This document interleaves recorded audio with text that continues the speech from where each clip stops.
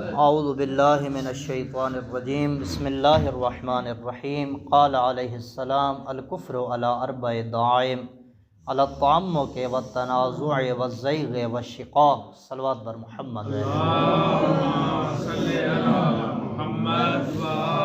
الحمدللہ اللہ کی دی ہوئی توفیق سے نہج البلاغہ کی کلمات کے سار کا 31واں کلمے پہ ہم پہنچ گئے، جس فرمان میں امیر المؤمنین علیہ الصلوۃ والسلام کفر کے بارے وضاحت فرما رہے ہیں۔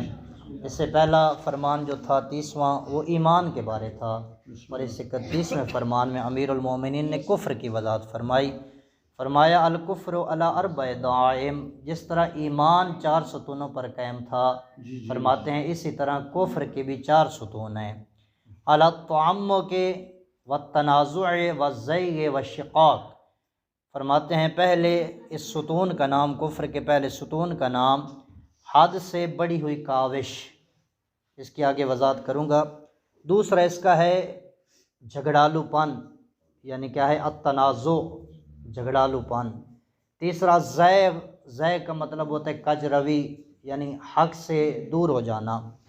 والشقاق، چوتھے ستون کا نام ہے اختلاف، اس کی آگے وضاحت کروں گا۔ پھر مولا فرماتے ہیں تعمق، تنازع، زیغ اور شقاق، یہ 4 ستون کس کے ہیں؟ کفر کے۔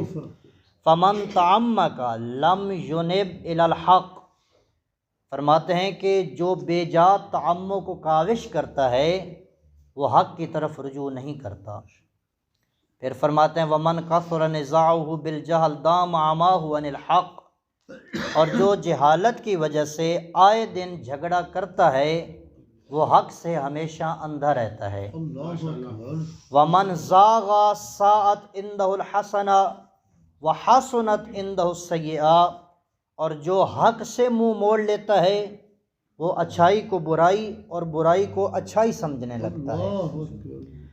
پھر مولا فرماتے ہیں وَسَّكَرَ سُكَرَ الضَّلَالَةِ، جو حق سے منہ موڑ لیتا ہے وہ گمراہی کے نشے میں مدہوش پڑا رہتا ہے۔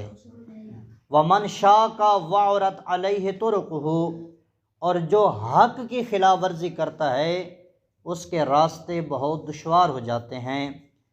وَعَضَلَ عَلَيْهِ أَمْرُهُ، اور اس کے معاملات سخت اور پیچیدہ ہو جاتے ہیں۔ وَضَاقَ عَلَيْهِ مَخْرَجَهُ، اور اس سے بچ نکلنے کی راہ اس کے لیے تنگ ہو جاتی ہے۔ یہ تھا اس کا لفظی ترجمہ اس فرمان جو ہے اس کفر کے بارے۔ اب اس کی وضاحت آپ کی خدمت میں عرض کرتا ہوں۔ مومنین محترم، پچھلے فرمان میں ہم نے ایمان کے بارے 6 درسوں میں ہم نے اس کو مکمل کیا کہ ایمان 4 ستونوں پر قائم ہے، عادل، صابر، یقین اور جہاد۔ پھر ہر ایک کی 4 شاخیں تھیں۔ ابھی ایمان کے مقابل میں کفر کی امیر المؤمنین وضاحت فرما رہے ہیں۔ کفر کیا ہے؟ یہ ایمان کی ضد ہے۔ ہر چیز کی ایک ضد ہوتی ہے، یعنی اس کے مقابل ہوتی ہے، جس طرح الفاظ متضاد ہوتے ہیں، ہر چیز کی کیا ہوتی ہے؟ ضد ہوتی ہے۔ مثلا دن کی ضد رات، روشنی کی ضد اندھیرا، ہر چیز کی ایک ضد ہوتی ہے۔ اور بعض منطق اصطلاح میں کہا جاتا ہے کہ تعرف الاشیاء باضدادھا، کہ چیزوں کو پہچانا جاتا ہے ان کی ضد کے ساتھ۔ تو ثابت ہوا کہ ہر چیز کی کیا ہوتی ہے؟ ضد ہوتی ہے۔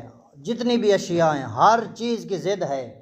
ایمان کی ضد کا نام کفر ہے۔ ایمان کے مقابل میں کیا ہے؟ کفر ہے۔ اور ایمان کے آثار انسان کے اعضاء اور جوارح سے نظر آتے ہیں، امام نے پوری تفصیل بیان فرمائی۔ اسی طرح امام فرماتے ہیں کہ جو کفر ہے اس کے بھی، جس کے اندر کفر ہوگا اس کے بھی انسان کے اعضاء اور جوارح کے ذریعے پتہ چل جائے گا کہ اس کے اندر ایمان نہیں ہے، کفر ہے۔ اب دیکھنا ہے کہ کفر ایمان کی روشنی کے مقابل ہے۔ ایمان روشنی ہے، کفر کیا ہے؟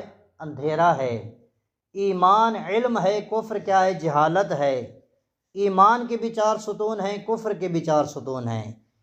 پھر مولا فرماتے ہیں کہ جس میں ایمان ہوتا ہے اس کا عقل اس کے ایمان کے کیا کرتا ہے؟ نور سے روشنی لیتا ہے، اور اس کا عقل صحیح کام کرتا ہے۔ جس کے اندر کیا ہوتا ہے؟ ایمان ہوتا ہے، اس کا عقل صحیح کام کرتا ہے، اور جس کی وجہ سے وہ مضطرب نہیں ہوتا۔ نور ایمان کی وجہ سے وہ شخص مستحکم ہوتا ہے۔ جس کے اندر ایمان ہوتا ہے وہ شخص مضبوط ہوتا ہے، مستحکم ہوتا ہے، وہ ایک جگہ پر قائم رہتا ہے، وہ بھٹکتا نہیں ہے کہ کبھی ادھر مضطرب نہیں ہوتا۔ کفر نور ایمان اور کیفیت ایمان کے مقابل کا نام ہے، یعنی یہ جتنی بھی چیزیں ہیں ایمان کی، ان کے مقابل میں جو بھی آئے گا وہ کفر ہے۔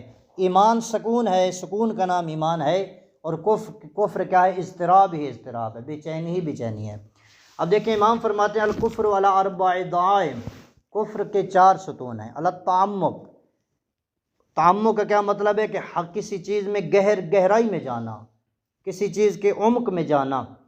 آج 2 چیزوں کے بارے ہم گفتگو کریں گے، تعمق اور کیا ہے؟ تنازع کے بارے۔ کل 2 اس کی جو ستون ہیں ان کی انشاءاللہ کل والے درس میں گفتگو ہوگی۔ تعمق، اب اس کا مطلب سمجھنا ہے کہ تعمق کس کو کہتے ہیں؟ عربی کا لفظ ہے تعمق، عمق، گہرائی میں جانا۔ اب یہ ایک معنی ہوتا ہے کسی چیز کی گہرائی میں جانا، تعمق کا مطلب، لیکن حقائق کی گہرائی میں جانا اس میں کوئی حرج نہیں ہوتا۔ یعنی انسان اگر کسی چیز کی حقیقت کو اس کو سمجھنا چاہتا ہے اور غور و فکر کرتا ہے تو یہ اچھی بات ہے، اس کی گہرائی میں جانا اچھی بات ہے۔ لیکن یہاں جو کفر کا ستون ہے تعمق، اس گہرائی سے مراد کیا ہے؟ اس کی تفسیر آغا عباس علی موسوی نے کی ہے، بہت بڑی پیاری سی تفسیر کی ہے۔ وہ کہتے ہیں کہ الذہاب خلف الاوہام علی زعم طلب الاسرار، وہ کہتے ہیں اس تعمق سے مراد کیا ہے؟ کہ انسان وہموں کے پیچھے بھاگنا، اس گمان پر کہ وہ رازوں کو جانے، یعنی اس کا ایک وہم ہوتا ہے کہ فلاں چیز کا وہ راز جانے، اور بے جا ہوتا ہے، یعنی جو اس کا وہم ہوتا ہے وہ اس کی کوئی حقیقت نہیں ہوتی، بے جا بے مقصد چیزوں کے پیچھے وہ بھاگتا ہے، توہم کرتا ہے۔ اور مفتی جعفر حسین علی اللہ مقامہ نے بڑا بہترین سے اس کا پیارا ترجمہ کیا ہے اس تعمق کا۔ وہ کہتے ہیں کہ بے جا تعمق کا مطلب ہوتا ہے یعنی بے جا کوشش کرنا، ایسی چیز کی کوشش کرنا کہ جس کا کوئی مقصد نہیں ہوتا، توہم کے پیچھے چلنا، وہم کا شکار ہونا۔ اگر انسان حقیقت میں جائے تو وہ تو ایمان کا ستون ہے، حقیقت کی کیا ہے؟ گہرائی میں سوچ، اگر حق کو پہچاننے کے لیے سوچ کرتا ہے تو وہ تو صحیح سوچ ہے، لیکن وہموں کے پیچھے انسان چلا جائے تو یہ مولا فرماتے ہیں یہ کفر کا ستون ہے۔ وہمیات کے پیچھے یعنی بے مقصد چیزوں کے پیچھے مسلسل کوشش کرنا، ایسی چیزوں کی کوشش کرنا جنہیں وہ درک نہیں کر سکتا، ان کے حقائق کو جاننے کے لیے کوشش کرنا، اس کو امام فرما رہے ہیں کہ یہ کفر کے ستونوں میں سے ہے۔ تو کفر کے پہلے ستون کا مومنین محترم واضح ہوا کہ کفر کا پہلا ستون کیا ہے؟ تعمق، بے جا کوشش کرنا، توہمات کے پیچھے جانا، تو یہ پہلا کفر کا ستون۔ کفر کا دوسرا ستون مولا فرماتے ہیں التنازع، کفر کے دوسرے ستون کا نام کیا ہے؟ تنازع، یعنی منازعات، اختلاف، جھگڑا کرنا، بات پہ کیا ہے؟ جھگڑا کرنا۔ اب اس کی جو ہے آپ کے سامنے وضاحت کرتا ہوں تعمق اور تنازع کی۔ آگے اس کی مولا وضاحت فرماتے ہیں کہ تعمق، من تعمقہ، کہ جو انسان تعمق کے پیچھے جاتا ہے، وہم کے پیچھے جاتا ہے، ان کی گہرائیوں اور رازوں کو جاننے کی بے مقصد کوشش کرتا ہے، لم ینب الی الحق، وہ کیا ہے؟ وہ انسان کبھی حق کی طرف رجوع نہیں کر سکتا۔ لم ینب، نابا ینابو کا مطلب ہوتا ہے راجع، یعنی لم ینب کہ وہ رجوع نہیں کر سکتا، کدھر رجوع نہیں کرتا؟ حق کی طرف۔ جو توہمات کے پیچھے جاتا ہے مولا فرماتے ہیں وہ کبھی حق کی طرف رجوع نہیں کر سکتا، کیوں؟ کہ اگر وہ اس کا جو توہمات ہیں وہ بے بنیاد ہیں، بے جا کوشش کر رہا ہے۔ مثال کے طور پر ایک وہم ہوا، اس کے پیچھے چلا گیا، خام خیالی کی وجہ سے کسی ایک بے مقصد کام کی گہرائی میں جانا اور اس کو سوچنے میں لگ جانا، فرماتے ہیں ایسا بندہ لم ینب الی الحق، ایسا بندہ حق کی طرف رجوع نہیں کر سکتا۔ کیوں؟ فرماتے ہیں اس لیے کہ یہ شخص وہمیات کے پیچھے بھاگتا ہے، یہ شخص متقاضی فطرت کے کیا ہے؟ خلاف چیزوں کو ڈھونڈنے میں اپنا وقت ضائع کرتا ہے۔ مقتضائے فطرت کے مطابق چیزیں جو ہوتی ہیں، فطرت جس کا تقاضا کرتی ہے وہ حق ہوتا ہے، اور جس چیز کا فطرت تقاضا نہیں کرتی وہ باطل ہوتا ہے۔ تو یہ ان چیزوں کے پیچھے جا رہا ہے جس کا فطرت تقاضا نہیں کرتی، جن کا کوئی وجود ہی نہیں ہے، تو ان کی طرف اگر جائے گا تو مولا فرماتے ہیں کیا ہے؟ ایسا شخص لم ینب الی الحق، یہ کبھی حق کی طرف رجوع نہیں کر سکتا۔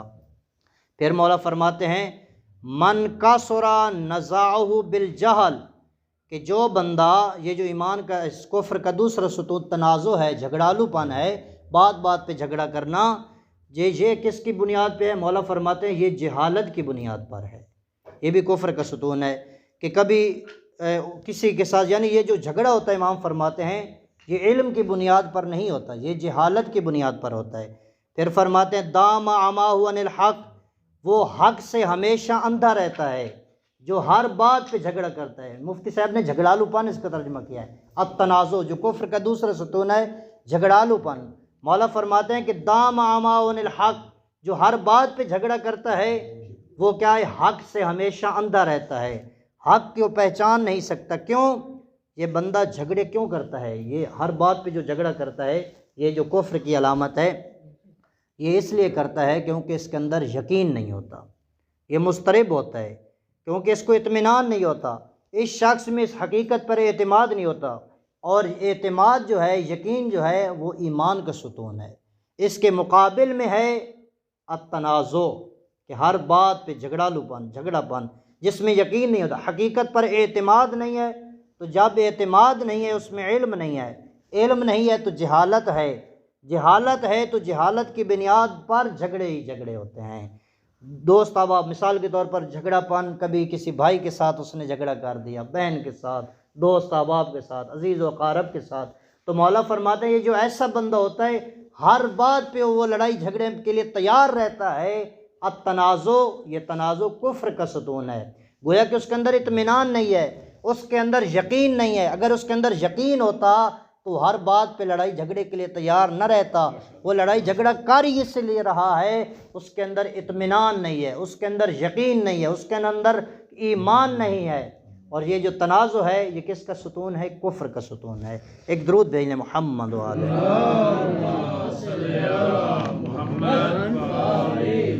تو لہٰذا آج ہم نے یہ دو چیزیں سیکھی اس فرمان میں۔ کفر کی 4 بنیادیں ہیں۔ پہلی بنیاد کا نام کیا ہے؟ مولا فرماتے ہیں تعمق، کسی چیز کی گہرائی میں جانا، ایسی چیز کی گہرائی میں جانا جس کی کوئی حقیقت میں کوئی وجود نہیں ہوتا، توہمات کا شکار رہنا۔ یہ جو کافر ہوتے ہیں، کافر یہ ایسی چیزوں کے توہمات میں جاتے ہیں جن کا کوئی وجود نہیں ہوتا، یعنی خدا کے بارے وہ تصور کرتے ہیں تو وہ کہتے ہیں کہ یہ خدا، جو مسلمان کہتے ہیں کہ خدا کا وجود ہے، تو وہ یہ سوال کریں گے کہ خدا کا وجود ہے، خدا کہاں پر ہے؟ پھر وہ لوگ کہیں گے کہ خدا کیسا ہے، اس کی شکل صورت کیسے ہے؟ پھر وہ یہ سوال کریں گے کافر کہ خدا جو ہے اس کو کس نے بنایا؟ پھر وہ کہیں گے کہ جس کو خدا نے بنایا اس کو کس نے بنایا؟ تو یہ توہمات کے شکار رہتے ہیں، یہ کافر کیا ہیں؟ توہمات کا شکار رہتے ہیں، ایسی چیز کا وہم کر رہے ہیں جس کا حقیقت میں وجود نہیں ہے۔ ہمارا مسلمانوں کا یہ عقیدہ ہے کہ خدا ایسی چیز ہے جس کا کیا ہے؟ جسم و جسمانیت سے پاک ہے، جو ہر جگہ پہ موجود ہے۔ یہ نہیں کہ خدا، یہ جو کہا جاتا ہے خدا اوپر ہے، بچوں کو سمجھانے کے لیے کہا جاتا ہے کہ خدا بیٹا بتائیں کہ ادھر، وہ کہتے ہیں اوپر، خدا اوپر اشارہ کرتا ہے۔